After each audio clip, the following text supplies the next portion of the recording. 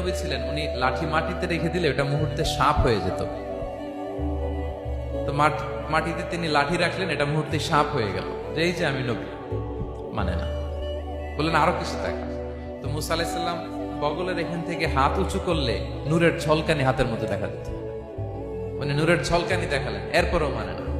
এরকম একটার পর একটা আল্লাহ নবী মুসা আলাইহিস সালাম মুআজিজা দেখাতে লাগলেন, কিন্তু ফেরাউন মানে না। শুধু মানে না এতটুকুই না, সবশেষে আল্লাহ নবী মুসা আলাইহিস সালামকে অ্যাসাসিনেশন, হত্যার পরিকল্পনা করলো তারা, যে বনি ইসরাইল মুসা এবং মুসার অনুসারী যারা আছে দুনিয়া থেকে সরাই দিতে হবে, ধরো মুসারে ধরো, মুসার অনুসারীদের ধরো। ধাওয়া পাল্টা ধাওয়া শুরু হলো। আল্লাহ নবী মুসা আলাইহিস সালাম বনি ইসরাইলকে নিয়ে বাঁচার জন্য ছুটলেন, ছুটতে ছুটতে সামনে লোহিত সাগর।